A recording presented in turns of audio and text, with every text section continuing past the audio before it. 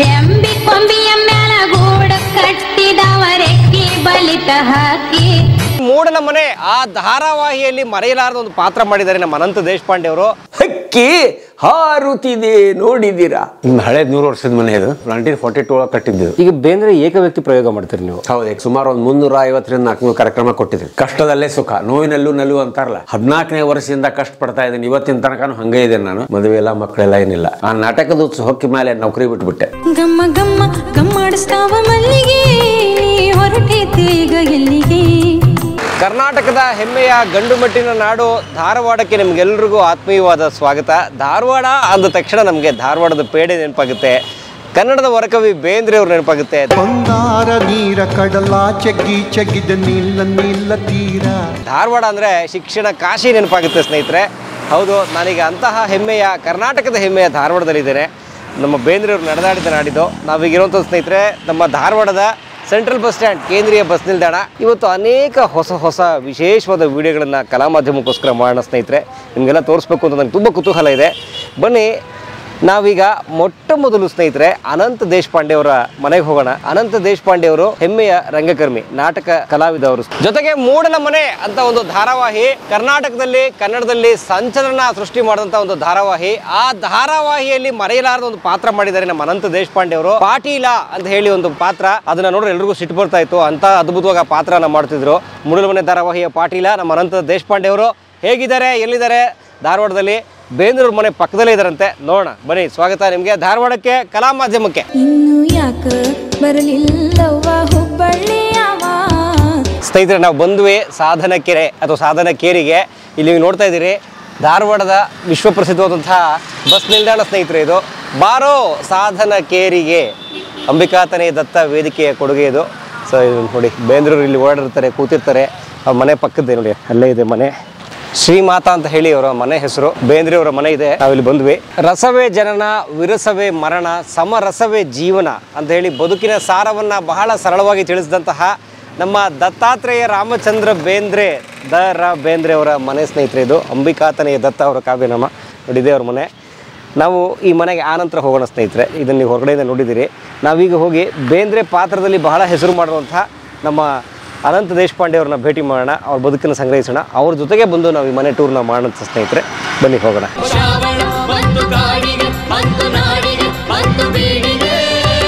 Sir ನಮಸ್ಕಾರ sir, ಶುಭೋದಯ. ಹೇಗಿದ್ರಿ sir? ಸ್ನೇಹಿತರೆ ನೋಡಿ, ಇವರೇ ನಮ್ಮ ಅನಂತ ದೇಶಪಾಂಡೆ ಅವರು. ನಾನಂತೂ ಅವ್ರ ದೊಡ್ಡ ಅಭಿಮಾನಿ. ಟೋಪಿ ಒಂದು ಮಿಸ್ಸಿಂಗು. ಬನ್ನಿ, ಅದನ್ನು ಹಾಕೊಂಡು ಬನ್ನಿ. ಅದು ಹಾಕೋತಾರೆ. ಬನ್ನಿ ಹೋಗೋಣ. ಬನ್ನಿ. ತಮ್ಮ ಮಾತೆಲ್ಲ ಬಹಳ ಕೇಳ್ತಾ ಇರ್ತೀವಿ ಸರ್ ನಾವು ಯೂಟ್ಯೂಬಲ್ಲಿ. ಸರ್ ಗುಡಿಗೆ ಹೋಗಿರ್ತಾರ, ಕೈ ಹಿಂಗಿರ್ತದ, ಮಾರಿತ್ಲಾಗಿರ್ತದ. ಹಂಗಾರ ನಮಸ್ಕಾರ ಅಂದ್ರೆ ಏನು? ಇದು ನನ್ನ ಮನೆ. ಹಳೇದ್ 100 ವರ್ಷದ ಮನೆ ಇದು ಸರ್. ಹಳೇದೊಂದು 100 ವರ್ಷದ ಮನೆ. 100 ವರ್ಷದ ಮನೆನಾ? ಹೌದು, ನಮ್ಮ 1942 ಒಳಗೆ ಕಟ್ಟಿದ್ದು. ಸ್ವತಂತ್ರ ಪೂರ್ವದಲ್ಲಿ? ಹೌದು. ವಾವ್. ಅವಾಗ ಈ ಬಡಾವಣೆ ಎಲ್ಲ ಹೇಗಿತ್ತು ಬಹುಶಃ ಅವಾಗೆಲ್ಲ? ಸರ್, ಇಲ್ಲೆಲ್ಲ ಏನೂ ಇದ್ದಿದ್ದಿಲ್ಲ. ಎಲ್ಲ ಖಾಲಿ ಐತಿ. ಇದು ಪಕ್ಕದೆಲ್ಲ ಈಗ ಮನೇನೂ ಇದ್ದಿದ್ದಿಲ್ಲ. ಇದು ಇದು ನಮ್ದೇ, ಅಂದ್ರೆ ನಮ್ದು ಕಾಕನ ಮನೆ. ಇದು ನಮ್ಮ ತಮ್ಮ, ಅವನು ಹೊರಗೆ ನಿಂತವನು, ಕಜಿನ್ ಬ್ರದರ್. ಈ ಅಪಾರ್ಟ್ಮೆಂಟ್ ಇರಲಿಲ್ಲ. ಸುಮ್ಮನೆ ಒಂದು 5-6 ಮನೆ ಇದ್ದು ಅಷ್ಟೇ. ಇಲ್ಲ ಅವಾಗ ನಾ ಸಣ್ಣವನಿದ್ದಾಗ ಇಲ್ಲೆಲ್ಲ ಗ್ರೌಂಡ್ ಇತ್ತು ಎದುರುಗಡೆ ಎಲ್ಲ. ಈಗೆಲ್ಲ ಮನೆಯಾಗಿ ಏನು ಗೊತ್ತಾಗೋದಿಲ್ಲ. ಹಳೆ ಸಾಧನ ಕೇರಿನೇ ಗೊತ್ತಾಗಲ್ಲ ನಿಮ್ಗೆ. ಹಂಗಾಗಿದೆ ಸರ್. ಇಲ್ಲಿ ಕೊಡೋಣ ನಮ್ಮ ತಮ್ಮನ ಮನೆಯಲ್ಲಿ. ಹೌದು ಸರ್. 100 ವರ್ಷದ ಮನೆ ಹೇಗಿದೆ ಒಂದ್ಸಲ ನೋಡ್ಬೋದು ಸರ್ ಒಳಗಡೆ? ಬರ್ರಿ. ನೀವು ಹುಟ್ಟಿದ ಮನೆ ಸರ್ ಇದು? ನಾನು ಹುಟ್ಟಿದ ವಿಜಾಪುರದಲ್ಲಿ. Actually ವಿಜಾಪುರದಲ್ಲಿ sir? ಇಲ್ಲ, ನಮ್ಮ ತಾಯಿಯಲ್ಲೇ ಇದ್ರು ಅವಾಗ. ನಮ್ಮ ತಾಯಿ ವಿಜಾಪುರ, ತವ್ರ ಮನೆ ವಿಜಾಪುರ. ಸೊ ನಮ್ಗೆ ಅಲ್ಲೇ ಜನ್ಮ ಆಗಿದೆ. ಬೆಳೆದೆಲ್ಲ ಇಲ್ಲೇ ನಮ್ಮ ಅಜ್ಜ ಅಜ್ಜಿ ಹತ್ರ ಬೆಳೆದಿತ್ತು. ತಂದೆ ತಾಯಿ ನಮ್ಮ ಫಾದರ್ ಬಾಂಬೆಗೆ ಜಾಬ್ ಮಾಡ್ತಾ ಇದ್ರು. ಅವಾಗ ನಮ್ಮ ಇನ್ನೊಬ್ಬ ತಮ್ಮ ಹುಟ್ಟಿದ 1.5 ವರ್ಷದವನು. ಅವ್ನು 1.5 ವರ್ಷದವನು ಇದ್ದ. ಅವ್ನು ಕರ್ಕೊಂಡವ್ರು ಬಾಂಬೆಗೆ ಹೋದ್ರು. ನಾನು ಇಲ್ಲೇ ಅಜ್ಜ ಅಜ್ಜಿ ಹತ್ರ ಬೆಳೆದೆ. ಅದ್ಭುತ. ನೋಡಿ ಸ್ನೇಹಿತರೆ, ಇದು 100 ವರ್ಷದ ಮನೆ. ನೋಡಿ, ಅವತ್ತಿನ ವಾಸ್ತುಶಿಲ್ಪ, ಅವತ್ತು ಕಟ್ಟೋ ಶೈಲಿ ಎಲ್ಲ ಗಮನಿಸ್ಬೋದು. ಎಷ್ಟು ಜನ ಇದ್ರಿ ಈ ಮನೇಲಿ? ಈ ಮನೆಯಲ್ಲಿ ಅವಾಗೆಲ್ಲ ಭಾಳ ಜನ ಇತ್ತು. ನಮ್ಮ ಫಾದರ್ ಅಂದ್ರೆ ನಮ್ಮ ಅಜ್ಜ ಅಜ್ಜಿ, ನಾನು, ಆಮೇಲೆ ನಮ್ಮ ಅತ್ತೆ ಇದ್ಲು. ಅವಾಗೆಲ್ಲ ಇದ್ರು. ಆಮೇಲೆ ಹಿಂದೆ ಸ್ವಲ್ಪ ದಿವಸ ಆದ್ಮೇಲೆ ನಮ್ಮ ಮದರು, ಬ್ರದರ್ಸ್, ಸಿಸ್ಟರ್ಸ್ ಎಲ್ಲ ಇಲ್ಲೇ ಬಂದರು. ಈಗ ಹಿಂಗೆ ಇದ್ದಿದ್ದಿಲ್ಲ. ಇದಂದ್ರೆ ಇದೆಲ್ಲ ಇನ್ನೂ ಮನೆ ಇದ್ದು ಎಲ್ಲ ತೆಗೆದಿದೆ ಈಗ. ಇನ್ನೂ ಆ ಕಡೆ ದೊಡ್ಡದಿತ್ತು. ಇನ್ನೂ ದೊಡ್ಡದಿತ್ತು ಹಳೆ ಮನೆ. ಅದನ್ನೆಲ್ಲ ತೆಗೆದು ಆ ಕಡೆ ನಮ್ಮ ಕಾಕಾರ ಮನೆಗೆ ಅವ್ರಿಗೆ ಬೇರೆ ಕಟ್ಸ್ಕೊಂಡ್ರು. ನಮ್ಗೆ ಅಂದ್ರೆ ನಾವು ಕಲಾವಿದರು. ನಮಗೇನು 40 ವರ್ಷದಿಂದ ಇದನ್ನೇ ಮಾಡ್ತಾ ಇದ್ದೇನೆ. ಅಂದ್ರೆ ರಂಗಭೂಮಿಯಿಂದ ಬಂದವ ನಾನು. ರಂಗಭೂಮಿ, ಆಮೇಲೆ ಸೀರಿಯಲ್ಲು, ಸಿನಿಮಾ ಎಲ್ಲ ಮಾಡ್ತಾ ಈಗ ಬೇಂದ್ರೆ ಮಾಡ್ತಾ ಇದ್ದೇನೆ. ಅದ್ಭುತ. ಕಲಾವಿದರು ಸ್ವಲ್ಪ ಆರ್ಥಿಕ ಚೈತನ್ಯ ಕಡಿಮೆ, ಮಾನಸಿಕ ತೃಪ್ತಿ ಜಾಸ್ತಿ. ಕಷ್ಟದಲ್ಲೇ ಸುಖ, ನೋವಿನಲ್ಲೂ ನಲಿವು ಅಂತಾರಲ್ಲ. 14ನೇ ವರ್ಷದಿಂದ ಕಷ್ಟಪಡ್ತಾ ಇದ್ದೀನಿ, ಇವತ್ತಿನ ತನಕನೂ ಹಾಗೆ ಇದ್ದೇನೆ ನಾನು. ಅದರಲ್ಲೇ ಸುಖ ಕಂಡಿದ್ದೇನೆ. ಯಾಕಂದರೆ ಜನರ ಒಂದು ಪ್ರೀತಿ ವಿಶ್ವಾಸ ಏನಿದೆಯಲ್ಲ ಅದ್ರ ಮೇಲೆ ಬದುಕಿದ್ದೇನು.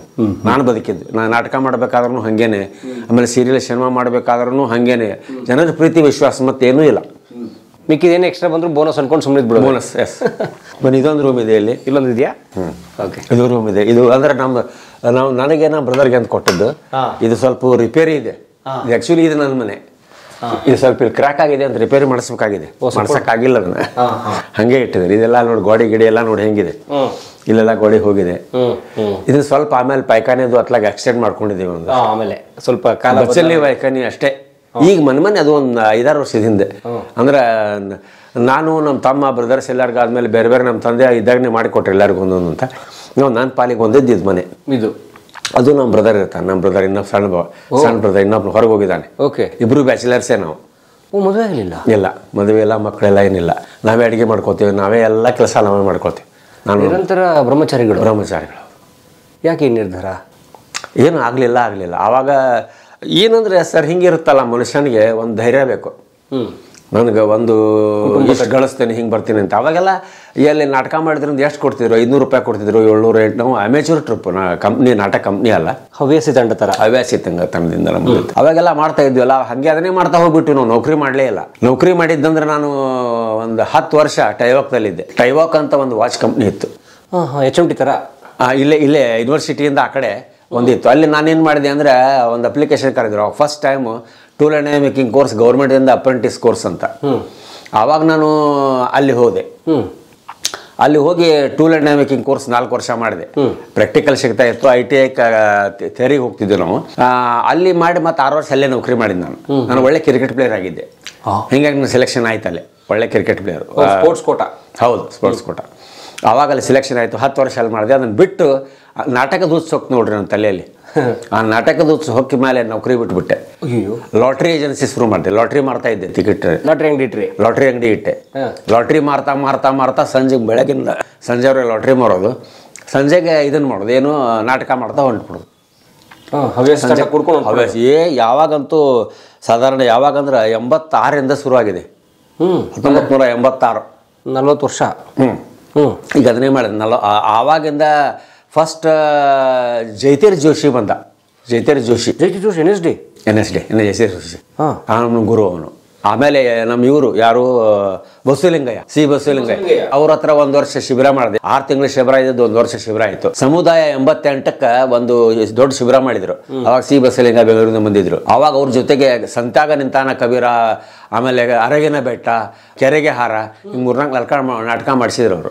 ಸಂತ್ಯಾಗ ನಿಂತ ಕಬೀರ ಗೋಪಾಲ್ ವಾಜಪೇಯಿ ಅವ್ರ ಸ್ಕ್ರಿಪ್ಟ್. ಹೌದು, ಸಂತ್ಯಾಗ ನಿಂತಾನ ಕಬೀರ ಆ ನಾಟಕವನ್ನ ಮಾಡಿಸಿದ್ರು ಅವರು. ನನ್ನ ಮೇಲೆ ಭಾಳ ಪ್ರೀತಿ ಇದ್ರು ಅವರು. ಅದಕ್ಕಿಂತ ಮೊದಲು ನಾನು ಜೈತೀರ್ ಜೋಶಿ ಶಿಬಿರ ಮಾಡಿದ್ದೆ. ಇಲ್ಲಿ ಕಲೋದವರ್ಗ ಸಂಘ ಅಂತಿದೆ, ಅವ್ರು ಮಾಡಿಸಿದ್ರು. ಆವಾಗ ಅವನ ಜೊತೆಗೆ ಒಂದು 6 ತಿಂಗಳ ಮಾಡಿಸಿದೆ. ಅದಾದ್ಮೇಲೆ ಅವನು ಮುದ್ರಾ ರಾಕ್ಷಸ ಅಂತ ನಾಟಕ ಮಾಡಿದ. ಮುದ್ರಾ ರಾಕ್ಷಸದಲ್ಲಿ ವಿರಾಧ ಗುಪ್ತ ಅಂತ ಒಂದು ಕ್ಯಾರೆಕ್ಟರ್ ಇತ್ತು. ಅಮಾತ್ಯ ರಾಕ್ಷಸನ ಗುಪ್ತಚರ. ಆ ನಾಟಕ ಮಾಡಿದ್ವಿ. ಮೃಚ್ಛ ಕಟಕ ಮಾಡಿಸಿದ. ಅವನ ಜೊತೆ 1 ವರ್ಷ ಕೆಲಸ ಮಾಡಿದೆ. ಅವನ ನಾನು ಇದನ್ನ ಮಾಡ್ಲಿಕ್ಕೆ ಚಲೋ ಮಾಡಂತ ಹೇಳ್ದ ಜೈತೀರ್ ಜೋಶಿ. ನಾಟಕ ಭಾಳ ಚಲೋ ಮಾಡ್ತೀನಿ, ನಿನ್ನ ಕಡೆ ಒಳ್ಳೆ ಕಲೆ ಇದೆ, ಕಂಟಿನ್ಯೂ ಮಾಡಿ. ನಾನು ಮೊದಲೇ ಅದು ನಾಟಕದ ಹುಚ್ಚು. ಹಿಂಗೆ ಹೇಳ್ಬಿಟ್ರು ಮುಗಿದೋಯ್ತು. ಅದನ್ನೆಲ್ಲ ಬಿಟ್ಕೊಟ್ಟು ಅದರಿಂದ ಬೆನ್ನು ಹತ್ಬಿಟ್ಟೆ. ಆಮೇಲೆ ಬಸವಲಿಂಗನೂ ಹಂಗೆ ಹೇಳಿದ್ರು. ಬಸವಲಿಂಗನೂ ನನ್ನ ಮೇಲೆ ಭಾಳ ಪ್ರೀತಿದ್ರು ಅವರು. ಅವ್ರ ಜೊತೆಗೆ 1 ವರ್ಷ ಕೆಲಸ ಮಾಡಿದೆ. ಆವಾಗ ಟ್ರೈನ್ಡ್ ಆಯ್ತು. ಅಂದ್ರೆ ಹೆಂಗೆ ನಾಟಕ ಹೆಂಗೆ ಮಾಡಬೇಕು, ಆ್ಯಕ್ಟಿಂಗ್ ಅಂದ್ರೆ ಏನು, ಡೈಲಾಗ್ ಡೆಲಿವರಿ ಹೆಂಗೆ ಮಾಡಬೇಕು, ಎಕ್ಸ್ಪ್ರೆಷನ್ಸು, ಫೀಲಿಂಗ್ಸು, ಅದು ಮೊದಲಿಂದನೇ ಗಾಡ್ ಗಿಫ್ಟ್ ನನಗೆ. ನಾವು ಮಿಮಿಕ್ರಿ ಆರ್ಟಿಸ್ಟ್ನೂ ಹೋದು. ನಾನು 7-8 ವಯಸ್ಸಿನಲ್ಲಿ ಹಾಡ್ತಿದ್ದೆ ಸರ್. ಲತಾ ಮಂಗೇಶ್ಕರ್, ಕಿಶೋರ್ ಕುಮಾರ್, R.D. ಬರ್ಮನ್, ಭೀಮ್ಸೇನ್ ಜೋಶಿ, ರಾಜ್ಕುಮಾರ್ ಇವರೆಲ್ಲ ವಯಸ್ಸಿನಲ್ಲಿ ಮಿಮಿಕ್ರಿ ಮಾಡ್ತಾ ಇದ್ದೆ. ಆಮೇಲೆ ಫಿಲ್ಮ್ ಸ್ಟಾರ್ಸ್ ವಯಸ್ಸಸ್ ಮಾಡ್ತಿದ್ದೆ. ಪ್ರಾಣಿಗಳ ಮಿಮಿಕ್ರಿ ಮಾಡ್ತಾ ಇದ್ದೆ. ಬಾಯಲ್ಲಿ ಮ್ಯೂಸಿಕ್ ಬಾರಿಸ್ತಾ ಇದ್ದೆ. ಬೇಂದ್ರೆ ನಾನು ಯಾವಾಗ ಶುರು ಮಾಡಿದೆ ಮಾಡೋಕ್ಕೆ, ಆವಾಗಿಂದ ಸ್ವಲ್ಪ ಮಂದಿ ಏನಂದ್ರು, ನೀನು ಬೇಂದ್ರೆ ಅಂತ ಒಬ್ಬ ಒಳ್ಳೆ ಕಲಾವಿದರ, ಇವರು ಕವಿಯ ಅನುಕರಣೆ ಮಾಡ್ಲಿಕ್ಕತ್ತಿ, ಇವನ್ನೆಲ್ಲ ಮಾಡಬೇಡ ಅಂತ. ಆವಾಗ ಅದನ್ನು ಬಿಟ್ಬಿಟ್ಟೆ. ಆವಾಗ ಬೇಂದ್ರೆ ಅಂತ ಶುರು ಮಾಡಿದೆ. ಬರ್ಲಿಕ್ಕೆ ತಡ ಆತು, ತಡ ಯಾಕಂದ್ರು ಹೊತ್ತಾತು, ಹೊತ್ತಾಕಂದ್ರು ಲೇಟ್ ಆತು. ಇದು ನಮ್ಮ ನಡಮನೆ. ಇದು ಅಡಿಗೆ ಮನೆ. ಸರ್ ಇದು ಶೀಟ್ ಮನೆನ ಹೆಂಚಿನ ಮನೆ? ಇಲ್ಲ, ಮೊದಲ ಸರ್ ಹಂಚಿನ ಮನೆ ಇತ್ತಿದ್ದು.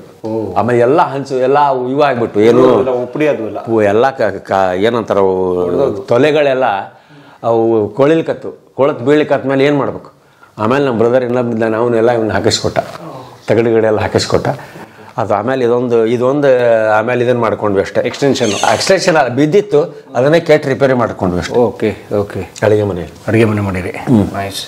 ಈಗ ಇಲ್ಲೇ ಅಡುಗೆ ಮಾಡ್ಕೊಂಡು ಊಟ ಮಾಡಿ ಇಲ್ಲೇ ಅಡುಗೆ ಊಟ ಬೇಂದ್ರೆ ಪಾತ್ರ ಮಾಡ್ಕೋದು ಖುಷಿಯಾಗಿರೋದು. ಖುಷಿಯಾಗಿರೋದು ಅದರಂಥ ಖುಷಿ ಯಾವುದೂ ಇಲ್ಲ ನನಗೆ. ಎಲ್ಲಿ ಹೋದ್ರು ಜನ ನಾನು ಬೇಂದ್ರೆನೇ ಅಂತಾರೆ, ಹಿಂಗೆ ನೋಡಿದಕ್ಕೂ ಏನ್ರಿ ಸರ್ ಬೇಂದ್ರೆ ಕಣ್ಣಂಗೆ ಕಾಣಿಸ್ತೀರಿ ಅಂತ. ಅದರಂಥ ಖುಷಿ ಯಾವುದಿದೆ ಸರ್? ಒಬ್ಬ ಕಲಾವಿದನಿಗೆ ಜನರ ಚಪ್ಪಾಳೆ ಏನದಲ್ಲ, ಚಪ್ಪಾಳೆ ಅಥವಾ ಜನರ ಮನ್ನಣೆ ಪಾಪ ಅವರೆಲ್ಲರೂ ಪ್ರೀತಿ ಮಾಡ್ತಾರೆ, ನಮ್ಮನ್ನು ಭಾಳ ಪ್ರೀತಿ ಮಾಡ್ತಾರೆ. ನನಗೆ ದ್ವೇಷ ಅಂದರೆ ಗೊತ್ತಿಲ್ಲ, ಯಾರನ್ನೂ ನಾವು ದ್ವೇಷ ಮಾಡಿಲ್ಲ, ಯಾರ ಬಗ್ಗೆನೂ ಕೆಟ್ಟ ಅಂದಿಲ್ಲ, ಕೆಟ್ಟ ಆಡಿಲ್ಲ, ನಮ್ಗೆ ಬೇಕಾಗೂ ಇಲ್ಲ. ಯಾಕಂದ್ರೆ ನಾವೇನು ತೊಗೊಂಡು ಹೋಗೋಂಗಿಲ್ಲ, ಇಲ್ಲಿದೆ ಎಲ್ಲ ಇಲ್ಲೇ ಬಿಟ್ಟು ಹೋಗ್ತೇವೆ. ನಾಳೆ ಹೋದ್ಮೇಲೆ ಮುಗಿದೋಗ್ತು. ಇದು ಹಿಸ್ಟ್ರಿ. ಈಗ ಎಲ್ಲರೂ ಬಂದವ್ರು ಇಷ್ಟು ದಿವಸ ಮಾಡಿದವರೆಲ್ಲ ಏನು ಮಾಡಿದ್ದಾರೆ ಅಷ್ಟೇ ಹಿಸ್ಟ್ರಿ. ಯಾವಾಗ ಒಂದು ಕಾರ್ಯಕ್ರಮ ಮಾಡ್ತಾರೆ, ಅವ್ರು ನೆನೆಸ್ತಾರೆ ಅಷ್ಟೇ ಹೊರತು ಬಿಟ್ರೆ ಜನರ ಮನಸ್ಸಿನಲ್ಲಿ ಉಳಿದಿರ್ತೇವೆ ನಾವು. ಅದೇ ಖುಷಿ. ಅದು ಬಹಳ ಮುಖ್ಯ ನಿಮಗೆ. ಕಲಾವಿದರಿಗೆ ಬಹಳ ಮುಖ್ಯ. ಯಾಕಂದ್ರೆ ನಮ್ಮ ದುಡ್ಡು ಇಲ್ಲೇ ದುಡ್ಡು ಇರುವುದೇ ಇಲ್ಲ. ಒಬ್ಬ ಕಲಾವಿದನ ಹತ್ರ ದುಡ್ಡು ಇರುವುದೇ ಇಲ್ಲ ಮೇನ್. ಈ ಮೊದಲಿನಿಂದ ಬಂದವ್ರು, ಈಗಿನವರೆಲ್ಲ ಸೀರಿಯಲ್ಲು ಸಿನಿಮಾ ಮಾಡಿದವ್ರು ದಬಾಶ್ ದುಡ್ಡು ತೊಗೋತಾರೆ, ಅವ್ರು ಮಾಡ್ತಾರೆ. ಬಟ್ ಮೊದಲು ನಮಗೆ ಎಲ್ಲಿತ್ತೀರಿ? ಅವಾಗ ನಾನು 250 ರೂಪಾಯಿಗೆ ಸೀರಿಯಲ್ ಮಾಡಿದೆ. ಓ ಸೂಪರ್. ಎಲ್ಲ ಮಾತಾಡೋಣ, ವಿವರವಾಗಿ ಮಾತಾಡೋಣ ಬನ್ನಿ ಸರ್. ಬದುಕು ಬೇಂದ್ರೆ ಮನೆಯೂ ನಿಮ್ಮ ಕಾಲದ್ದೇನ? 100 ವರ್ಷದ್ದೇನ? ಹೌದು, ಅವಾಗಲೂ ಹಳೆ ಮನೆ, ಅದಕ್ಕಿಂತಲೂ ಹಳೆದೆ. ಅವಾಗ ಅಷ್ಟಿತ್ತು, ಅವಾಗಿತ್ತು. ಅವರು ಅವಾಗಲೇ ಕಟ್ಸಿದ್ದು. ಬೇಂದ್ರೆ ಅವರ ನೆರೆಹೊರೆಯವರು ನೀವು? ಹೌದು. ಅಲ್ಲ, ಬೇಂದ್ರೆ ಅವ್ರು ಒಡನಾಟ ಇತ್ತು ನನಗೆ. ಬರೋ ಸರ್, ಬನ್ನಿ ಮೇಲೆ ಬನ್ನಿ. ದಯಮಾಡಿ ಇವ್ನು ಹೊರಸ್ಲಿಕ್ಕೆ ಆಗಿಲ್ಲ, ಎಲ್ಲ ಪ್ರಶಸ್ತಿಗಳು ಸಿಕ್ಕಿದ್ದು. ಇಲ್ಲಿ ನೋಡ್ರಿ, ಬ್ಯಾಗ್ ಎಲ್ಲ ತುಂಬಿಟ್ಟನು, ಬರೀ ಪ್ರಶಸ್ತಿಗಳೇ. ಇಲ್ಲಿ ನೋಡಿ, ಇವು ತುರಾಯಿಗಳು ಇಲ್ಲಿಟ್ಟದ್ದು. ಇಲ್ಲಿ ಬನ್ನಿ, ಇಲ್ಲಿ ನೋಡಿ, ಇನ್ನೂ ತುಂಬಿಟ್ಟಿದ್ದೇನೆ, ಚೀಲ ಎಲ್ಲ ತುಂಬಿಟ್ಟಿದೆ ನೋಡಿ. ಎಲ್ಲ ಶಾಲೆಗಳು ಎಲ್ಲ ಇವಂಥ ಪ್ರಶಸ್ತಿಗಳೇ, ಇಡಕ್ಕೆ ಜಾಗ ಇಲ್ಲ. ನೋಡಿ, ಕಲಾವಿದರ ಗೌರವ ಇದೇ ಆಸ್ತಿ ಕಲಾವಿದರಿಗೆ, ಈ ಪ್ರೀತಿ ಗೌರವನೇ. ಅದ್ಭುತ ಸರ್. ನೀವು ತೋರಿಸೋಣ ಅಂತ ಎಲ್ಲೆಲ್ಲೆಲ್ಲ ಜಾಗ ಸಿಗ್ತಿದೆ ಅಲ್ಲಿ ಇಟ್ಟೇನೆ. ಇನ್ನೂ ಬ್ಯಾಗ್ ಎಲ್ಲ ತುಂಬಿಟ್ಟಿದ್ದೇನೆ ಅಷ್ಟೇ. ಅವನ್ನ ತಮ್ಮ ಬಂದು ಬಹಳ ಮುಖ್ಯ ಪ್ರಶಸ್ತಿಗಳೇ ಅವು. ನರಬಲಿ ಅನ್ನುವಂತ ಒಂದು ಕವನ ಬರುತ್ತೆ. ಆ ಕವನನ ಬ್ರಿಟಿಷ್ ಸರ್ಕಾರದವ್ರು ಕೇಳಿ 4 ಮಂದಿ ಪೊಲೀಸರು ನನ್ನ ಮನೆಗೆ ಕಳಿಸಿದ್ರು. ಅಬ್ಬಾ, ನಮ್ಮ ಜೀವಮಾನದಲ್ಲಿ ನಾವು ಬೇಂದ್ರೆ ಅವ್ರನ್ನಂತೂ ನೋಡೋಕ್ಕಾಗಿಲ್ಲ. ಅವ್ರ ಕವಿತೆ ಓದೋರು, ಅವ್ರ ನಾಟಕಗಳು ಓದೋರು ಅಷ್ಟೇ ನಾವು. ಇವತ್ತು ನಿಮ್ಮ ಮೂಲಕ ನೋಡೋದಕ್ಕೆ ಸಂತೋಷ ಆಯ್ತು ಸರ್ ತಮಗೆ. ಇದೊಂದು ಬಯೋಡೇಟಾ ಇದೆ, ಇಟ್ಕೊಳ್ಳಿ ನಿಮ್ಮ ಹತ್ರ. ಇದು ಅಂಬಿಕಾತನದ ಪ್ರಶಸ್ತಿ ಬಂದಿದೆ, ಒಂದು 3-4 ಪ್ರಶಸ್ತಿ ಬಂದಿದೆ. ಅವೇನು ಲೆಕ್ಕ, ನಾನು ಅದರ ಬಗ್ಗೆ ಅಷ್ಟು ಲಕ್ಷ ಕೊಡೋದಿಲ್ಲ. ಏನು ಕೆಲಸ ಮಾಡಿದ್ದು ಮುಗಿದೋಯ್ತು. ಹಿಂಗೆ ನಂತೇರಿ ಕೆಲಸ ಮಾಡಿದ್ವಲ್ಲ ಮುಗಿದೋಯ್ತು. ಭಾಳಷ್ಟು ಮಂದಿ ಲೆಕ್ಕ ಇಟ್ಟು ನಾಷ್ಟ ಮಾಡಿದೆ, ಇಷ್ಟು ಮಾಡಿದೆ, ಹಂಗೆ ಮಾಡಿದೆ, ಹಿಂಗೆ ಮಾಡಿದೆ ಅಂತ ಹೇಳ್ತಾರೆ. ನಮ್ಗೇನು ಅಂತ ಅದ್ರ ಬಗ್ಗೆ ಎಲ್ಲ ಮಾಡಿದ್ರಲ್ಲ, ಮಂದಿ ನೋಡಿದ್ರು ಖುಷಿ ಪಟ್ಟು ಮುಗಿದೋಯ್ತು. ಈಗೆಲ್ಲ ಸರ್ಕಾರಗಳು ಲೆಕ್ಕ ಕೇಳುತ್ತಲ್ಲ, ನೀವು ಏನೇನು ಮಾಡಿದ್ರೆ ಈಗ ಏನಾರು ಒಂದು. ನಾನು ಯಾವ ಪ್ರಶಸ್ತಿಗೂ ಹಾಕೋದೇ ಇಲ್ಲ. ನನಗೆ ಇಂಟ್ರೆಸ್ಟೇ ಇಲ್ಲ ಅದ್ರ ಬಗ್ಗೆ. ತಾವಾಗಿ ಹುಡುಕಿ ಹೌದ್ರಪ್ಪ ನೀವು ಮಾಡಿರಿ ಅಂತ ಕೊಟ್ಟರೆ ತಗೋತೀನಿ. ಇಲ್ಲ, ಈಗ ಜನ ರಗಡಷ್ಟು ಪ್ರಶಸ್ತಿಗಳನ್ನ ಬೇರೆ ಬೇರೆ ಸಂಸ್ಥೆಯವ್ರು ಕೊಟ್ಟಾರೆ. ಆಮೇಲೆ ಎಲ್ಲಿ ಬೇಂದ್ರೆ ಮಾಡ್ಲಿಕ್ಕೆ ಹೋಗ್ತೀನಿ, ಪ್ರತಿಯೊಂದು ಕಡೆ ಸನ್ಮಾನ ಆಗ್ತದೆ. ಒಂದು ಮಾಲೆ ಹಾಕಿ ಹಣ್ಣು ಗಿಣ್ಣು ಕೊಟ್ಟು ಸನ್ಮಾನ ಮಾಡಿ ಫೋಟೋ ಹೊಡ್ಸ್ಕೊತಾರೆ. ಮತ್ತು ಎಲ್ಲೆಲ್ಲಿ ಬೇಂದ್ರೆ ಮಾಡ್ತೀನಿ ಎಲ್ಲ ಕಡೆ ಒಂದು 100-200 ಮಂದಿಯವರು ಫೋಟೋ ತೆಗೆಸ್ಕೊತಾರೆ ನನ್ನ ಜೊತೆಗೆ. ಈಗ ಬೇಂದ್ರೆ ಏಕ ವ್ಯಕ್ತಿ ಪ್ರಯೋಗ ಮಾಡ್ತೀರಿ ನೀವು? ಹೌದು, ಒನ್ ಮ್ಯಾನ್ ಶೋ. ಅಂದರೆ ಬೇಂದ್ರೆ ಅವ್ರ ಲೈಫಾ? ಬೇಂದ್ರೆ ಅವ್ರು ಏನು ಮಾತಾಡಿದಾರೆ ಅದನ್ನೇ ನಾನು ಮಾತಾಡ್ತೀನಿ ಅಷ್ಟೇ. ನಂದೇನಿರಂಗಿಲ್ಲ ಅಲ್ಲಿ. ಬೇಂದ್ರೆ ಅವ್ರು ಜೈಲಿಗೆ ಹೋಗಿ ಬಂದಿದ್ದು, ಅವರು ಕೆಲವೊಂದು ಹಾಸ್ಯ ಪ್ರಸಂಗಗಳು, ಆಮೇಲೆ ಅವರು ಈಗ ಇನಿ ಹಿಂಗ ನೋಡಬೇಡ ನನ್ನ ಬರೆದ್ರು, ಯಾಕೆ ಬರೆದ್ರು, ಆಮೇಲೆ ಟೊಂಕದ ಮೇಲೆ ಕೈ ಇಟ್ಕೊಂಡು ನಿಂತ ಅದನ್ನು ಯಾಕೆ ಬರೋದ್ರು, ಬರೋ ಸಾಧನಿಕರಿಗೆ ಯಾಕೆ ಬರೋದ್ರು, ಹಿನ್ನೆಲೆ ಏನು, ಹಿಂಗೆ ಅವನಷ್ಟು ಕೆಲವೊಂದು ಅರ್ಧ ತಾಸು 40-45 ನಿಮಿಷದ್ದು ಒಂದು ತಾಸಿನ ಮಾಡಿ ಇಟ್ಕೊಂಡಿನಿ. ಅರ್ಧ ತಾಸು 40 ನಿಮಿಷ ಮಾಡ್ತೇನೆ. ಅದು ಬೇರೆ ಬೇರೆ ಕಡೆ ಹೋದಲ್ಲಿ ಅದನ್ನೇ ಮಾಡ್ತೀವಿ. ಯಾಕಂದರೆ ಜನರು ಏನಂತಾರಂದ್ರೆ ವಿಡಿಯೋ ನೋಡೋದಕ್ಕೆ ಲೈವ್ ನೋಡೋದಕ್ಕೆ ಭಾಳ ಡಿಫ್ರೆನ್ಸ್ ಇದೆ. ಭಾಳ ವ್ಯತ್ಯಾಸ. ಹೌದು, ಅದಕ್ಕೆ ಬೇರೆ ಬೇರೆ ಕಡೆ ಕರೆಸಿರ್ತಾರೆ, ಎಲ್ಲಿ ಕರೆಸ್ತಾರೆ ಅಲ್ಲಿ ಹೋಗ್ತೀನಿ. ನಾ ಎಲ್ಲಿ ತನಕ ಇರ್ತೇನೆ ಅಲ್ಲಿವರೆಗೆ ಬೇಂದ್ರೆ ತೋರಿಸ್ತೇನೆ ಜನರಿಗೆ. ಎಲ್ಲಿವರೆಗೂ ಚೈತನ್ಯ ಇದೆ ಅಲ್ಲಿ ಓಡಾಡ್ತೇನೆ. ಏನೇನು ಓಡಿದಿರಿ ಈಗ ಈ ಶೋ ಮಾಡ್ಕೊಂಡು? ಅಯ್ಯೋ, ಸುಮಾರು ಒಂದು 350-400 ಕಾರ್ಯಕ್ರಮ ಕೊಟ್ಟಿದ್ದೀನಿ. ಹೌದು, 300 ದಾಟಿದೆ. ಕರ್ನಾಟಕ ಮಾತ್ರ? ಕರ್ನಾಟಕ, ಮಹಾರಾಷ್ಟ್ರಕ್ಕೆ ಹೋಗಿದ್ದೇನೆ, ಹೈದರಾಬಾದ್ ಹೋಗಿದ್ದೇನೆ, ದೆಹಲಿ ಹೋಗಿದ್ದೇನೆ. ನಾವು ಮೊದಲೇ ಈ ಟ್ರಸ್ಟ್ನಿಂದ, ಬೇಂದ್ರೆ ಟ್ರಸ್ಟ್ನಿಂದ ಶ್ಯಾಮ ಸುಂದರ್ ಬಿದರ್ಕುಂದಿ ಅಂತಿದ್ರು. ಅದು ದೊಡ್ಡ ಸಾಹಿತಿಗಳು. ಅವರಲ್ಲಿ ಅಧ್ಯಕ್ಷರಿದ್ರು. ಅವರಿದ್ದಾಗ ಸಾಧಾರಣ ಒಂದು 60-70 ಕಾರ್ಯಕ್ರಮ ನಾವು ಮಾಡಿದ್ವಿ, ನಾವು ಅವ್ರು ಕೂಡಿಸಿ ಬೇರೆ ಬೇರೆ ಕಡೆ. ಈಗೂ ಸಹಿತ DM ಹಿರೇಮಠ ಇದ್ದಾರೆ. ಅಪ್ಪ ಅವರು ಒಳ್ಳೆಯ ಮನುಷ್ಯರು, ಅವರು ಅಧ್ಯಕ್ಷರಿದ್ದಾರೆ. ಅವರು ಎಲ್ಲರೂ ಹೊರಗಡೆ ಕಾರ್ಯಕ್ರಮ ಮಾಡಿದ್ರೆ ಅಂದ್ರೆ ನನಗೆ ಬಿಟ್ಟು ಹೋಗೋದಿಲ್ಲ, ನಾನು ಕರ್ಕೊಂಡೇ ಹೋಗ್ತಾರೆ. ಅವ್ರು ಎಲ್ಲರೂ ಕಾರ್ಯಕ್ರಮ ಇರ್ತಾವೆ, ಕರೆದಿರ್ತಾರೆ, ಬೇಂದ್ರೆ ಕಾರ್ಯಕ್ರಮ ಮಾಡ್ರಿ ಅಂತ ಮಾಡಿದಾಗ ನಾವು ಅವ್ರ ಜೊತೆಗೆ ಹೋಗಿ ನನ್ನ ಕಾರ್ಯಕ್ರಮ ಮಾಡಿ ಈ ಶೋ ಮಾಡಿ ಬರ್ತೀನಿ ನಾನು. ಹೌದು, ಶೋ ಮಾಡಿ. ಬೇಂದ್ರೆ ಏಕ ವ್ಯಕ್ತಿ ಪ್ರಯೋಗ. ಎಷ್ಟು ವರ್ಷದಿಂದ ಮಾಡ್ತೀರಿ ಇದು ಸರ್? ನನಗೆ ಸೊಮಟ್ಟಿಗೆ 1896 ಶುರುವಾಗಿದೆ. 30 ವರ್ಷ. 30 ವರ್ಷದಿಂದ ಬೇಂದ್ರೆ? ಹೌದು. ಬೇಂದ್ರೆ ತೀರ್ಕೊಂಡಿದೆ ಯಾವಾಗ? 81ರಲ್ಲಿ. 81. ನಾವು ಊಟಕ್ಕೆ ಮುಂಚೆ ಬೇರೆ ತಿರ್ಕೊಂಬಿಟ್ಟವ್ರೆ. 96ರಿಂದ ಕನ್ನಡಿಗರಿಗೆ ಬೇರೆ ತೋರಿಸ್ತಿದ್ರಿ ನೀವು. ಈಗೆಲ್ಲ ಪಕ್ಕ ಆಗಿದೆ ಅಂದರೆ ವಯಸ್ಸಾದಂಗೆ ಆದಂಗೆ ಅವು ಕೂದಗಳೆಲ್ಲ ನೋಡಿ ತಾವೇ ಹೆಂಗೆ ಬಂದಿತ್ತು. ನಾನೇನು ಮಾಡಿಲ್ಲ, ಬರೀ ಚಸ್ಮಾ ಇದನ್ನು ಹಾಕೊಂಡು ಕುಂಕುಮ ಹಾಕೊಂಡ್ಬಿಟ್ರೆ ಡ್ರೆಸ್ ಹಾಕೊಂಡ್ಬಿಟ್ರೆ ಬಂದ್ರಿ. ಏಜ್ಗೆ ಇನ್ನೇನು ಬೇಕು ತಯಾರಿ ಬೇಕಾಗಿ? ಏನೇನು ತಯಾರಿಲ್ಲ, ಏನೂ ಮೇಕಪ್ ಇಲ್ಲ, ಏನೂ ಇಲ್ಲ. ಹಿಂಗೆ ಸೂಪರ್. ಅಣಕವಾಡು ಕೂಡ ಕಾವ್ಯವಾಗಿರೋದು ಅವಶ್ಯ. ಅಣಕವಾಡು ಹೆಂಗ ಬರಿಬೇಕು ಅನ್ನೋದಕ್ಕೆ ನಾನ ಒಂದು ಮಾದರಿ ಕವನ ಬರೆದೀನಿ. ಇದು ನನಗೆ ಮೊನ್ನೆ ಇದಕ್ಕೆ ಹೋಗಿದ್ದು ನಾನು, ಇಲ್ಲೇ ಮುಧೋಳಕ್ಕೆ. ಅಲ್ಲಿ ಒಬ್ರು ನಾನು ಪ್ರೆಸೆಂಟ್ ಮಾಡಿದ್ದೀನಿ, ತೆಗೆದದ್ದು ಅವ್ರು ಪ್ರೆಸೆಂಟ್ ಮಾಡಿದ್ದು ನನಗೆ. ನೋಡಿ ಸ್ನೇಹಿತರೆ, ಇದು ಬೇಂದ್ರೆ ಅವರ ಒಂದು ಫೋಟೋ ಇದೆ, ಅದ್ರ ಸ್ಕೆಚ್ ಇದು, ಅದರ ಪೆನ್ಸಿಲ್ ಸ್ಕೆಚ್ಚು ನೋಡಿ. ಸರ್ನ ನೋಡಿ, ಬೇಂದ್ರೆ ಅವ್ರು ನೋಡಿ. ಬೇಂದ್ರೆ ಅವರೇ ಮೈವತ್ತು ಬಂದಂತೆ ಇರುವಂತಹ ನಮ್ಮ ಆನಂದ್ ದೇಶಪಾಂಡೆ ಅವರು ಅತ್ಯುತ್ತಮ ರಂಗಭೂಮಿ ಕಲಾವಿದರು, ಕಿರುತೆರೆ ಸಿನಿಮಾಗಳು ಕೂಡ ಮಾಡಿದ್ದಾರೆ. ಅವ್ರ ಜೊತೆಗೆ ಇವತ್ತು ನಾವು ನಿಂತಿರೋದೇ ನಮ್ಮ ಸೌಭಾಗ್ಯ. ಗ್ರೇಟ್. ಇವತ್ತು ಬೇಂದ್ರೆ ಇದ್ರೆ ನೀವು ನೋಡಿ ಶಾಕಾಗ್ಬಿಡೋರು. ಬೇಂದ್ರೆ ಅವ್ರನ್ನ ಕರ್ನಾಟಕಕ್ಕೆಲ್ಲ ಪರಿಚಯಿಸ್ತಿದ್ದೀರಿ. ದಯವಿಟ್ಟು ಬೇಂದ್ರೆ ಅವರ ಕೆಲವು ತುಣುಕುಗಳನ್ನ ನಮಗೂ ತೋರಿಸಿ ಅಂತ ಮನವಿ ಸರ್. ಅವರು ಒಂದು ಕವನವನ್ನು ಹೇಳಿ ತೋರಿಸ್ತೇನೆ. ಕವನ ಬೆಕ್ಕಿ ಹಾರುತ್ತದೆ ನೋಡಿದಿರ. 1929 ಬೆಳಗಾವಿಯೊಳಗೆ ಕನ್ನಡ ಸಾಹಿತ್ಯ ಸಮ್ಮೇಳನ ನಡೀತು. ಅವಾಗ ನನಗೂ ಕರೆದಿದ್ರು, ನಾನು ಹೋಗಿದ್ದೆ. ಅವಾಗ ನಾವು ಓದಂಥ ಕವನ ಹಕ್ಕಿ ಹಾರುತ್ತಿದೆ ನೋಡಿದಿರ, ಹಕ್ಕಿ ಹಾರುತ್ತಿದೆ ನೋಡಿದಿರ, ನೀಲ ಮೇಘ ಮಂಡಲ ಸಮ ಬಣ್ಣ, ಮುಗಿಲಿಗೆ ರೆಕ್ಕೆಗಳೊಡಿದವೋ ಅಣ್ಣ, ಚುಕ್ಕೆಯ ಮಾಲೆಯ ಸೆಕ್ಕಿಸಿಕೊಂಡು ಸೂರ್ಯ ಚಂದ್ರರನ್ನು ಮಾಡಿದೆ ಕಣ್ಣ, ಹಕ್ಕಿ ಹಾರುತ್ತಿದೆ ನೋಡಿದಿರ, ಹಕ್ಕಿ ಹಾರುತ್ತಿದೆ ನೋಡಿದಿರ, ಬೆಳ್ಳಿಯ ಹಳ್ಳಿಯ ಮೇರೆಯ ಮೀರಿ ತಿಂಗಳಿ ನೂರಿನ ನೀರನ್ನು ಹೀರಿ, ಆಡಲು ಹಾಡಲು ತಾಹರಾಡಲು ಮಂಗಳ ಲೋಕದ ಅಂಗಳ ಕೇರಿ, ಹಕ್ಕಿ ಹಾರುತ್ತಿದೆ ನೋಡಿದಿರ, ಹಕ್ಕಿ ಹಾರುತ್ತಿದೆ ನೋಡಿದಿರ, ರಾಜ್ಯದ ಸಾಮ್ರಾಜ್ಯದ ತೆಲೆ ಒಕ್ಕಿ ಮಂಡಲ ಗಿಂಡಲಗಳ ಗಡ ಮುಕ್ಕಿ, ತೇಲಿಸಿ ಮುಳುಗಿಸಿ ಖಂಡ ಖಂಡಗಳ ಸಾರ್ವಭೌಮರ ನೆತ್ತಿಯ ಕುಕ್ಕಿ, ಹಕ್ಕಿ ಹಾರುತ್ತಿದೆ ನೋಡಿದಿರ, ಹಕ್ಕಿ ಹಾರುತ್ತಿದೆ ನೋಡಿದಿರ, ಮುಟ್ಟಿದೆ ದಿಗ್ಮಂಡಲಗಳ ಅಂಚ, ಆಚೆಗೆ ಚಾಚಿದೆ ತನ್ನಯ್ಯ ಚುಂಚ, ಬ್ರಹ್ಮಾಂಡಗಳನ್ನು ಒಡೆಯಲು ಎಂದು ಬಲ್ಲರು ಯಾರ ಹಾಕಿದ ಹೊಂಚ, ಹಕ್ಕಿ ಹಾರುತ್ತಿದೆ ನೋಡಿದಿರ, ಹಕ್ಕಿ ಹಾರುತ್ತಿದೆ ನೋಡಿದಿರ.